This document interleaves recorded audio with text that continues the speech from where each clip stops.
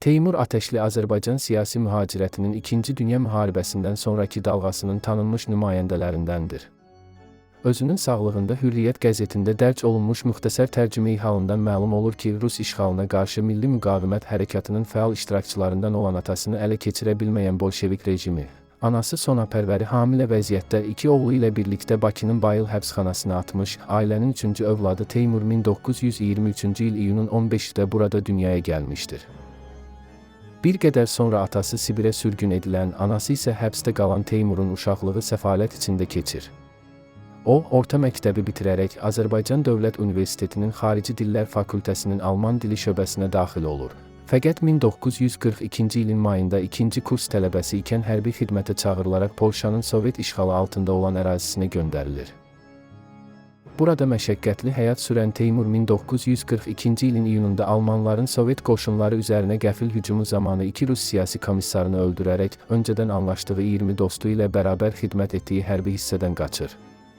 Hələ kiçik yaşlarından Rus əsarətinə, bolşevik rejiminə nifrət edən Teymur Almanların Ruslara qarşı vuruşacaq milli birliklər təşkil etmək niyyətlərini sevinclə qarşılayır və vətəni Azərbaycanın istiqlalı uğrunda döyüşmək üçün həmin birliklərə daxil olmağı qərara alır.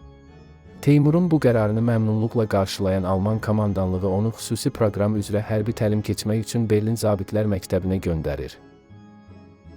Həmin məktəbi leytenant rütbəsi ilə başa vuran Teymur əsas birliklərinə təyin edilərək Rus-Alman cəbhəsinə göndərilir.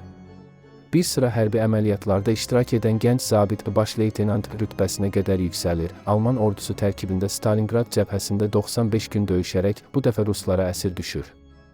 Bir təsadüf nəticəsində əsirlikdən qurtulan Teymur Alman hərbi əsirləri ilə birlikdə Almaniyaya aparılır. Bir müddət Mittenwald beynəlxalq mültəcilər kampında yaşayır. Burada ikən bir Alman qızı ilə ailə qurur. Nəhayət, Türkiyə hökumətinin himayəsi ilə kampdan azad edilərək 1949-cu il fevralın 12-də xanımı ilə birgə İstanbula gəlir və siyasi mühacirətimizə qatılır. Adapazarında məskunlaşan Mustafa Teymur Ateşli Alman, İngilis, Rus dillərini mükəmməl bildiyindən həm özəl xarici dil müəllimi, həm də notariat qurumlarında və məhkəmələrdə tərcüməçi kimi çalışaraq ailəsinin güzəranını təmin edir. Bununla bərabər, əsas vəzifəsini qələmi ilə Azərbaycan istiqlal mücadiləsinə xidmətdə görən Teymur bəy bədii yaradıcılıqla da fəal məşğul olur, müxtəlif mətbuat orqanlarında şeirlərini və digər yazılarını dərc etdirir. 1956-cı ilin yanvar-fevral aylarında Hürriyyət qəzeti ardıcılı olaraq 45 sayında onun Stalingrad cəhənnəmində 95 gün döyüşən Türk adlı savaş xatirələrini təfriqə şəklində yayınlayır. 1961-ci ildən başlayaraq Teymur Ateşli Adapazarı Axşam Xəbərləri qəzetində yazı işləri müdiri vəzifəsində çalışır. Eyni zamanda bu qəzetdə xalqdan bir səs sütununda milli ruhlu şeirlərini dərc etdirir.